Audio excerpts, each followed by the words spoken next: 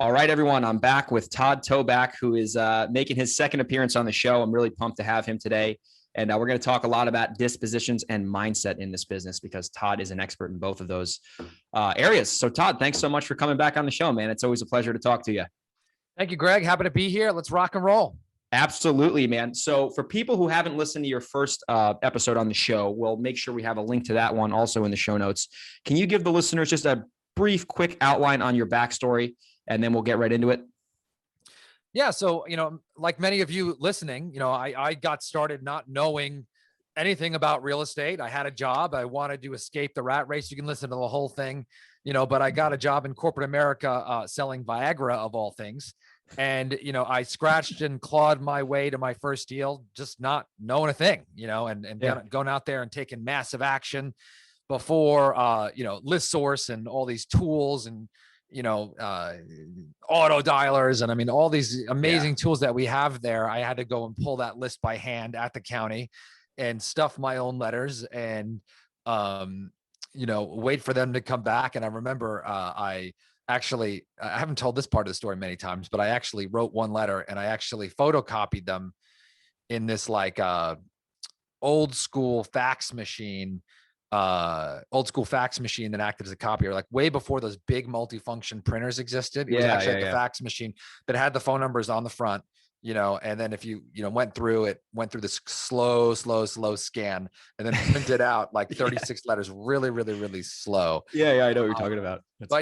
So that's how I did my first deal. Right. And so I talk about that. And so over the years, and I'll segue in today's show, I started out hustling just like you, and you get the deal under contract. And, if you're brand new, that's where you meet with a motivated seller, you find the motivation, you're trying to negotiate a great price, and hopefully it's enough to make a lot of money.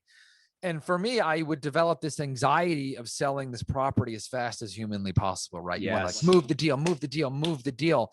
And I can't tell you how much money I've left over on the table over the years. And so my goal for this podcast, if you're listening to this, is I want to double or triple the amount of money that you're putting in your pocket.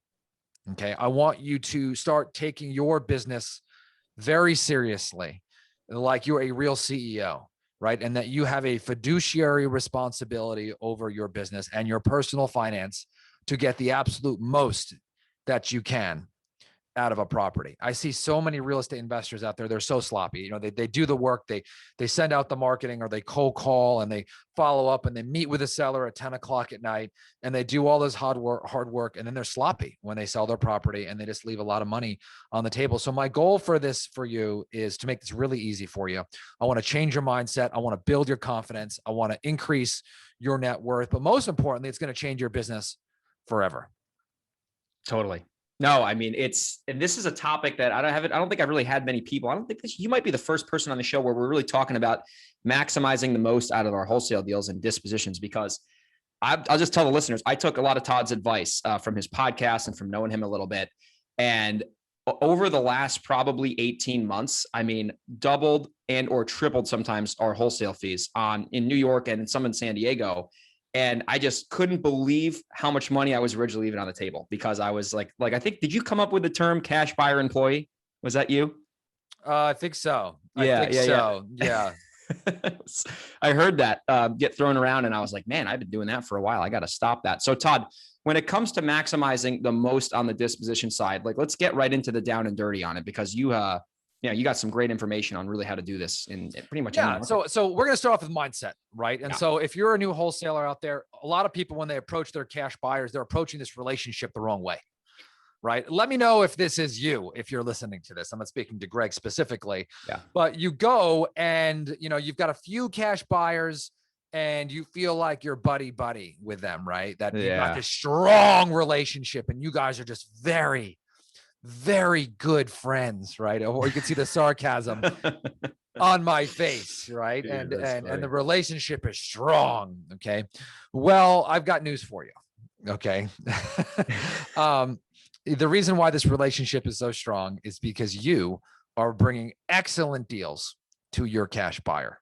Okay. You have what we call a big brother, little brother relationship, right? They have they're putting their arm around you and saying, go get this deal and fetch it for me, son. And that's exactly what you're doing. Okay.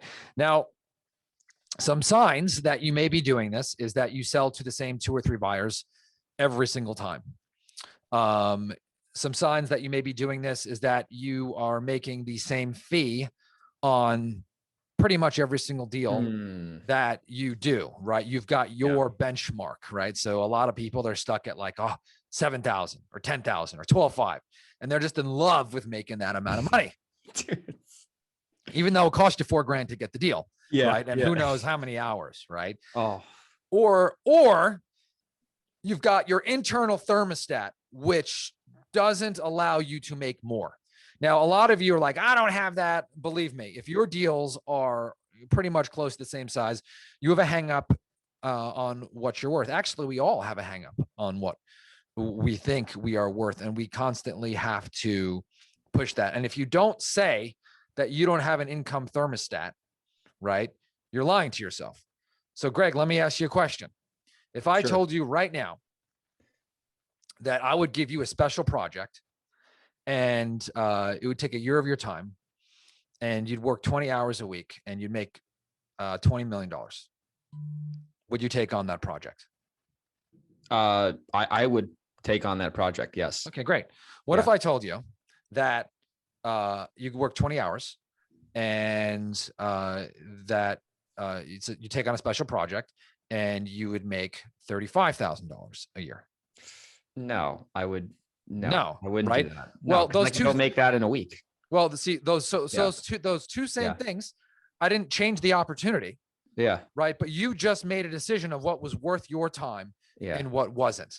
Right. So your income thermostat is somewhere between $35,000 and 20 million. 20 million. Yeah. Right. Yes. And so somewhere there's a line where that you made that decision subconsciously, no difference in the job description. Right. And so right now, let's take that back to wholesaling. The work that you put in, the hours that you put in, whether you're a business owner and have a team or not, you're determining your self-worth and what you're willing to work for, right? That is how deep you will negotiate on the front end. And that is how far you will go to sell the property on the back end, how uncomfortable you're willing to get and shake things up on the back end. Now, another sign that you may not be getting enough is that if you told your cash buyers that they had to compete for the deal, right? That they would have to actually bid against one another and you are uncomfortable with that, right? These are my friends. I can't do it. This is this. I guarantee you're leaving money on the table. I guarantee 100%. It, right? So what we're going to do on today's show, Greg, is number one, we're going to change your mindset. Number two, we're going to give you some actionable steps so that we can change this forever. Okay. If you're listening to this, I love you. I'm going to give you some tough love, and then we're going to build you up to increase your income. And I promise you, I've trained pretty much every guru in this business. And I can tell you that this is the one thing that I've seen where if you turn this knob in your business, right? Or if they're teaching this, all of their students changing this knob in this business, these are the people who have net worth in the millions, right? The people who don't do this struggle from deal to deal and month to month and day to day. Totally. That's so true. I've heard you are the guru's guru, as they say. Well, some people don't teach this. I don't know why. Right. Yeah. And they feel like they want to build these relationships with these cash buyers. And that's just, I'll build a relationship with you. Right. And I'll be a friend, but these are the rules. And we're going to talk about those rules and we've got to play within these rules. Right. And I'm going to set clear expectations. So let's go on to how to do that. Is that okay, Greg? Sounds good to me, man. Okay. So most people, when they get a property under contract, first of all, they develop this anxiety to sell it and there's a rush. And what they do is they call up their cash buyer and it's easy. So there's 1 or 2 phone calls. There's not a lot of back and forth. And they say, okay, I'll give it to you. And the first thing they start to do is they negotiate an assignment fee, which I don't know why they do that, but you should always negotiate on price. Okay. So let's start and saying we need to stop this immediately. And the end goal is to create massive competition for your properties by creating bidding wars and then to drive it as high as you possibly can so that the person who is going to pay the most for the property, who's going to accept your terms, right, is going to be the winner. Right now, we're going to assume, well, I know this guy is going to close, and that's why I go with him. let me tell you a little secret right now. Okay. The market is a spot where there are hundreds or thousands of people willing to close, right? And you can dictate those terms. So the first step I'm going to recommend is you need a very robust cash buyers list. Now, there are some people out there saying the more cash buyers on your list, the better. And the trade lists with other wholesalers, forget that. That's complete garbage, horrible advice. When you start trading lists with other wholesalers, you're going to get lists with a bunch of other wholesalers on them, right? So what we're looking for is true, legit, proven cash buyers. So you need, just 30 or 40 really, really good ones, right? And maybe 100, but at the end of the day, if you're sending something out, you only are going to really have 20 people who are actually real buyers. Yeah. Anyway. Totally. Right? Totally. The other thing though that I noticed is that there are one-off buyers, and I'll talk about that. So Greg, remind me just the one-off buyer that we'll talk about here in a second. Yep. But it's all about buyer control. Okay. Buyer control. And you need to set the tone with your buyers that this is the way that we do things. So you're all going to go to the property at one time, at the same time. This is not an inspection. This is not an open house. This is an appointment inspection. So you need to show up right on time, and you're going to have 20 minutes. Okay. There's not going to be any contingencies. You got to use cash or hard money only. $5,000 non-refundable into escrow by wire only within 24 hours. And if you're okay with these, I'd love to have you come and inspect the property at this time. Okay. Suggested keyword here is the suggested starting bid is $169,000 or whatever that is. Okay. Now for me, I'm going to have you price this $10,000 below. Now it's going to take some guts to do this, right? Below what you think the property will sell for. So anchor it low on purpose to try to just drive it up, basically. By Correct. Correct. You're much better off trying to start off low and create a frenzy than have a bunch of people look at it and be like, I don't know. Yeah, because it's too high. It's too high, right? So you want people there, even if they don't think that they're not going to buy it, right? Yeah. So that's what I would do. And some people are like, oh my gosh, I don't want to do this. What's the seller going to think? We'll talk about that. We're going to talk about that at the end. All right. Totally. So again, we're going to get you a big pair of brass balls if you're listening to this. So I'm not sure. Do you have to now mark this podcast explicit because I said that? I don't know. Dude, I cur. I say shit all the time and stuff. Okay. Yeah, no. I've had a Billy Alvaro on here. He said some way worse stuff. Okay. So you send that out and you get them there all at the same time, right? And then you tell everybody else that their bid needs to be within 24 hours. Okay. Now you're going to send people there and they're going to look around and they're going to see hopefully 10 to 15 other people there. Your anxiety should be going through your anxiety level should be going through the roof if you've done this right. And this is your first time.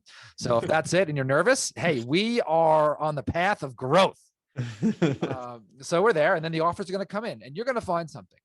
You're going to find that the properties that you used to make 10 on, you are going to make 35 and 40 on almost immediately.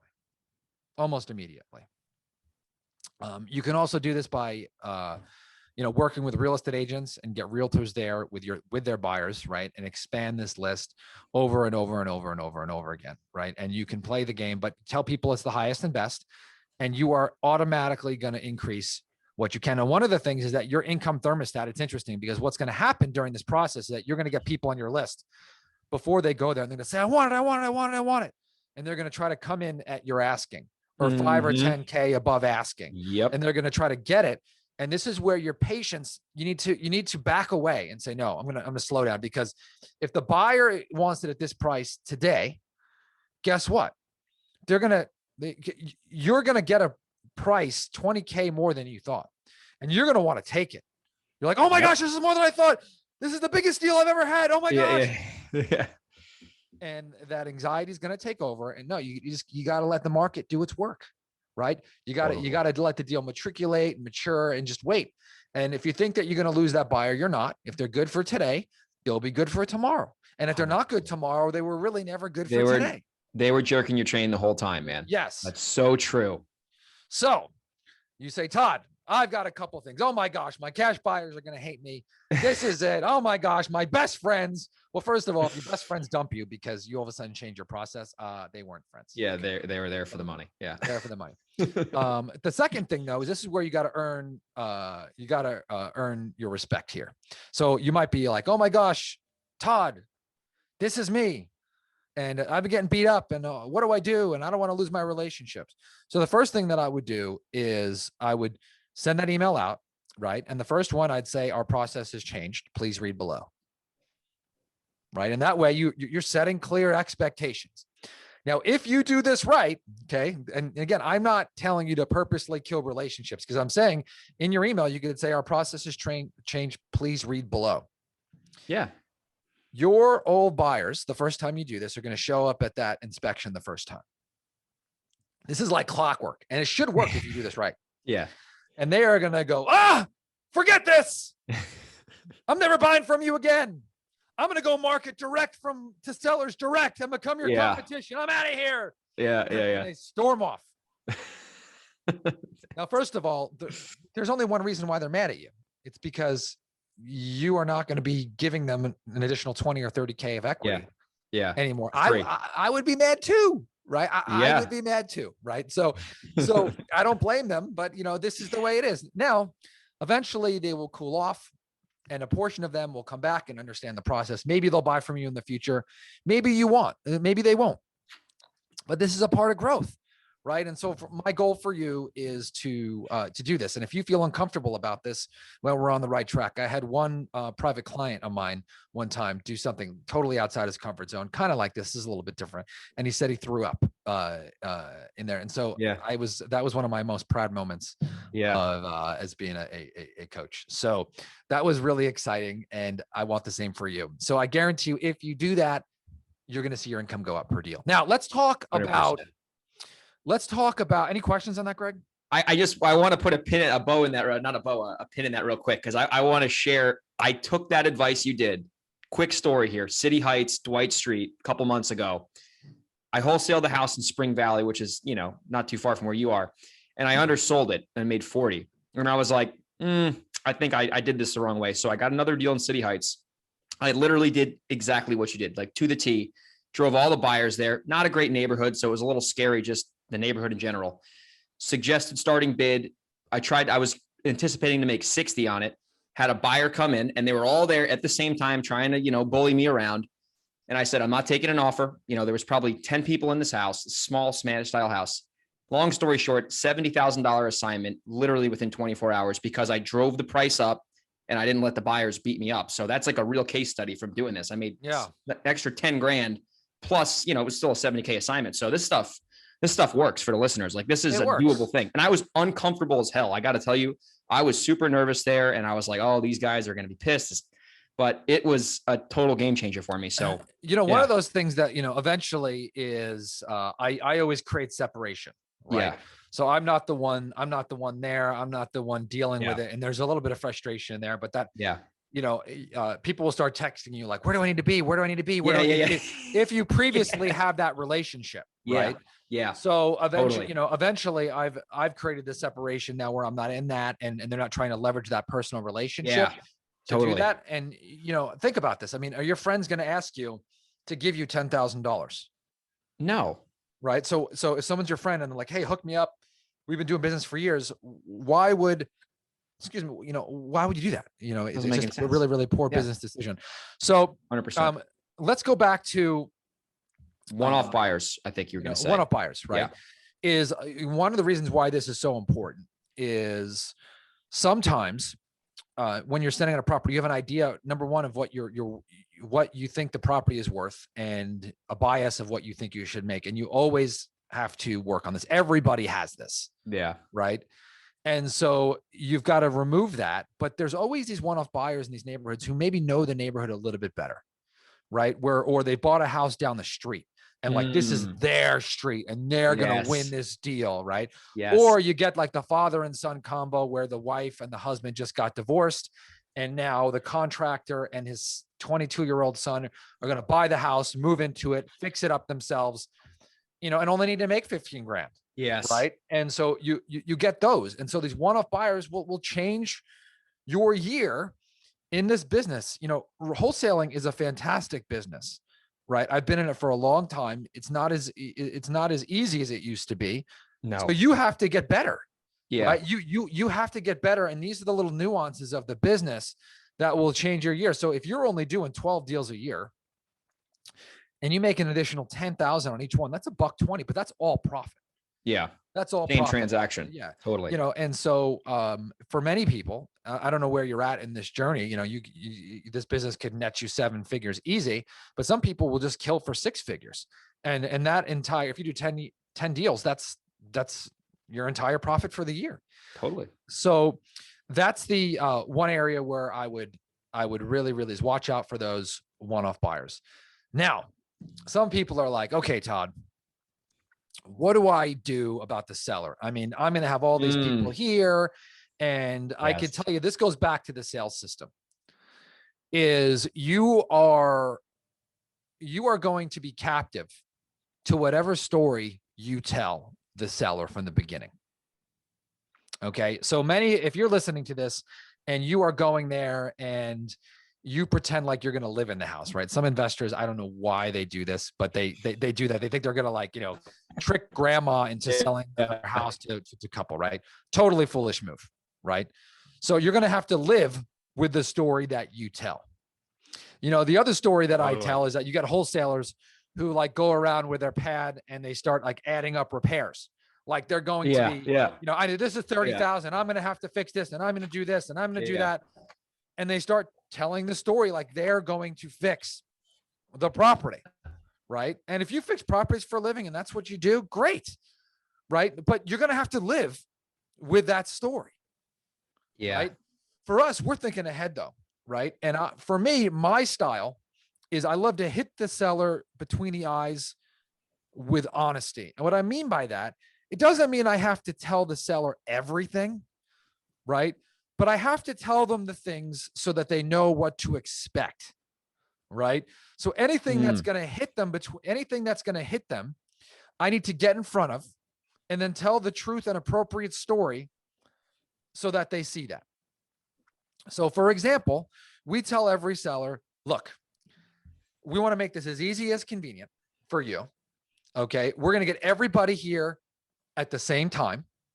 I'm going to save time. You're going to save time. Right. And so it's going to be complete pandemonium for about an hour.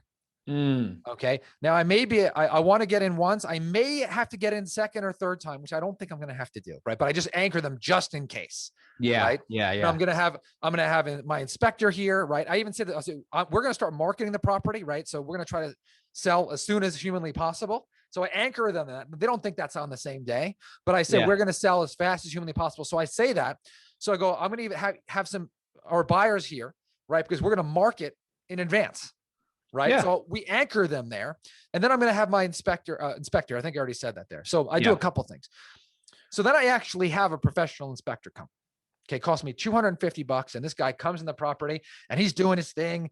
And it's interesting because then the seller's anxiety goes up when they see this guy writing down and taking pictures and doing all this stuff. Yeah. I know how that is. I love it. For sure. It's a phenomenal distraction, right? Oh, phenomenal distraction. And then all my buyers come and they're 15 and they're there. Whoa. They're like, this guy is on it. He told me everyone's going to be here. They see action. They see movement. They see my inspector and they feel like the deal is getting done. Yes.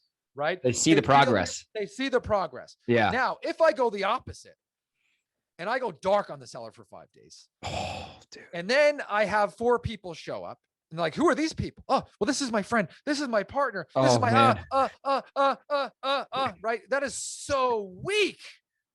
Right? Yeah. It's interesting because the posture, the certainty, the communication that I portray from the beginning, right, just puts me in such a position of power versus the guy who's trying to hide everything and tells all these, white lies, right? You don't need to do that. Yeah. Right. And so now I go, you drive the price to the roof and then you go to escrow, you make a big check.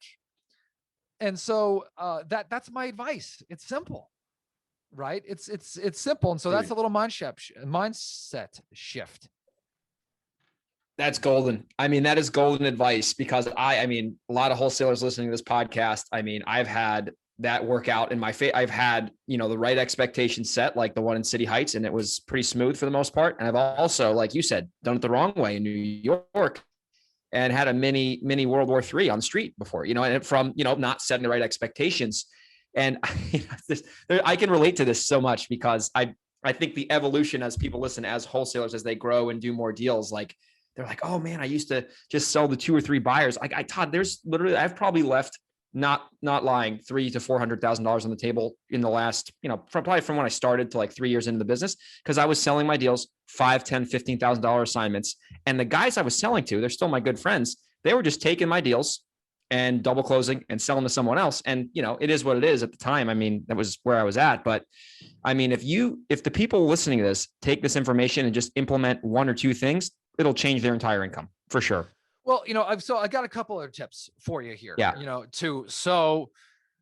always want to be increasing your confidence, right? And you also got to increase your options, right? Totally. So, for me, I also developed a reputation with buyers, to not try to go around me, right? And that you don't want to burn a relationship with me. Right. And so you want to develop, this as a real business person, right? As a real business person. So, you want to develop that reputation. But the other thing that you want to do is, because for me, I'm probably not going to I'm not going to sue a seller for not doing business with me. Okay. But I would sue a buyer. Right. Does that make sense? Interesting. Right. So you do the inverse. That's kind of the opposite of me. Yeah, no, that's interesting. I've had that happen with sellers where we almost went to court. Yeah. But for me, because the issue is that you just want to develop that reputation, right? And have that sword in your pocket. And I'm not saying you have to use it, right? But just know, just have that. Now, here's the other thing. Money gives you options, right? And now let me talk about that for a second, because and I shouldn't even have brought up the litigation thing, because believe me, the amount of times that we've had to is so it's so rare, so few. Yeah, totally. But let me go back to your business and looking at it like a business person. One of the strongest and best things that you can do as a business owner from day one is to get a profit and loss statement. Now, many people are, they're listening to this and they're like, I'm not there yet. Yes, you are, right? You need to be keeping your books from day one, and you need to be getting a P&L. P&L is just if you don't know what that is, it's just basically a statement that says, I made this much. These are my expenses. And at the bottom, there's a little bar or a little line. It's called net profit. And that's what you made. So people, what they post on Facebook is gross. People, what they actually make is called net, and that's at the bottom. And so you want to tell yourself the truth all the time, but then you have to constantly stay in front of the truth, because if you look at that number at the bottom, you're like, this is what I actually made, right? You're always going to that's going to mess with your income thermostat. That thermostat is always going to be in front of you. So when I used to run marathons, I used to have my Garmin, and I used to constantly be looking at my pace. It used to hit me every mile, right? And I remember I was training to try to do a 3:15 or 3:20 marathon, and I knew that I had to be right around 7 minutes to hit that, And so every time when I was doing my training runs, I was above 7 minutes on a run. I'd speed up, right? I'd speed up, and I'd speed up. Yeah, that thermostat goes on. Yeah. Right. And so and I would push myself in workouts that way. Right. Or when you race. And so that P&L, right. The months, those are like the mile markers, and the year is like the entire marathon. It's like the race. Yeah. Right. And so you've got to be looking at it every single month. And how does it go back to the deals? Well, believe me, if your thermostat goes off or on, right, you're going to be focused on how much you're making per deal. You got to squeeze it out. You are a fiduciary. Like I said at the beginning of this podcast, you're a fiduciary of your business. You got to understand how to work those marketing dollars, right? You got to spend them the right way. Then you got to convert them the right way, right? You got to treat every lead like gold. You got to call them. You've got to nurture them. You've got to close. You got to send out offers. You got to follow up again, right? You got to not waste time with the people who are never going to do business with you. And if you're behind, right, well, then you got to hire somebody, right? I mean, you can't throw this stuff in the toilet. And so going back to, all of this stuff, and then you got to sell the deal for a maximum profit. So a couple more things before we end here, Greg, that's really important. Number 2 is that you got to have a cash source, right? Your really, really, really big deals. For me, if it's a giant one, I would suggest taking those down. For me, that's something that we do. We have when I mean take down, I mean fund it. We fund it. Close it. Just take it down and buy it. We take it down and buy it. And then we'll resell in this market. You may have your own mark. I've got my own, but we decide to do that just as a matter of precaution. Is that only in California, or you'll do that in another area too if you're buying out of state? If I got someone on the ground, I'll do that. Close on it. Yeah. I mean, so Smart. we just did one yesterday. So, Okay. that's the issue. And then if you, so a couple things with this, going back to, if you use your own, if you're cash rich, right, or you borrow money, then, that's great. But then make sure you pay yourself interest. Yes. On that, and you calculate that in the terms of your profit, right? So you don't want to take a bad deal and make it good by using your money. You want to just pay yourself your interest and understand that, right? So you always want that money. So when you see deals, you got a lot of power. It also is a posturing thing. Like if your buyers aren't there, or, if you got to close it, if any buyer holds you hostage, or they're not going to close in the last minute for whatever reason, you can close it and get it done. So I'm going to recommend that to you. And then if, you want to have hard money lenders in your pocket, just in case you need cash, right? So yes, keep your options open. One of the other thing to think about big deals, and that is something that we've gotten better at, is that there are certain deals that have what I call scary on it, right? Where for whatever reason, you can get a lot more, but there's one particular thing that's actually not that big of a deal, right? That if you handle it, you can get a lot more, right? So for example, if I've got a tenant in a property and no one will touch it. Oh, that's my niche, dude. Yeah. That's literally my niche. But I know that I can get 80 for it if it's vacant. Yep. Versus 15 if it's not. Mm-hmm. Right. I'm going to buy that property. I'm going to deal with the tenant. I'm going to get him out of there. Yep. And then I'll make the 80. Right. And 100%. so this is the, the difference, right? Do not, when you see a spread like that, right. Sometimes don't be a fool. Right. You take care of this. Right. And so, granted, you don't want to take on a hairy deal for an extra 15K. Right. That's not what I'm suggesting. If something has, you got a hoarder house and you can't see the walls and it's just too much, and you could change that spread from 15 to 50, I would recommend that. Take it down. Buy it. Right. And so buy it. Yep. Right. And then, again, your confidence is going to start to go up. You can still wholesale. Right. And then the last part is, if, you start to keep some properties, right? Start to keep some properties, make it happen, build your net worth. Single family rentals aren't my favorite to hold, but you can, right? And make a lot of money. And there are a lot of people to do it. I like mobile home parks as my holding strategy, but get out there and build your equity and your cash flow. That's going to be really, really important. You want to be a money machine. You want to be generating cash, but you also got to build that equity and cash flow. So that is my shtick for today. Greg. That's awesome. And I'm glad you ended with that, because it took me about 4 years to realize that I need to hold some rental properties. And something that you mentioned in your sales training, it's like the real money is in the acquisition. So whether if you get a deal at the right price, I have properties that I do the burr strategy on, where it's like, I'm putting money in my pocket tax-free. I probably would have made wholesaling. I'm just refinancing and getting the proceeds. So if you can be a master at acquisitions, I mean, the rest will take care of itself depending on the exit strategy. So Todd, man, I appreciate you coming on the show as always. I'm sure this is going to be an extremely popular one, like your first one was. If people want to learn more about you, what is the best, sorry, there's a little construction project going on here. There's a noise here. If people want to check you out, learn more about you, your podcast, your sales course, what's the best website for them to check everything out at? Yeah. If you want to go to our website, you can go to the nolimitsrealestateinvesting.com, nolimitsrealestateinvesting.com. You can go there and download the map. It's massive action plan. So whether you're doing your first deal or you want to start to scale out your team, you can go there, and that's extremely relevant. Or we'd love for you to subscribe to the podcast. If you go on iTunes or Google Play or Spotify, the No Limits Real Estate Investing Podcast. I think it's iTunes if you're old, by the way, and Spotify if you're young. Yes. Like, yeah, I'm a Spotify guy for sure. Yeah. Go and check us out there. We would love for you to listen to the show. Awesome. Well, make sure that's in the show notes. And I got to say, your podcast is excellent. I listen to it all the time. So keep putting out the good content. And I hope you have a great rest of your day. All right. Thanks, Greg.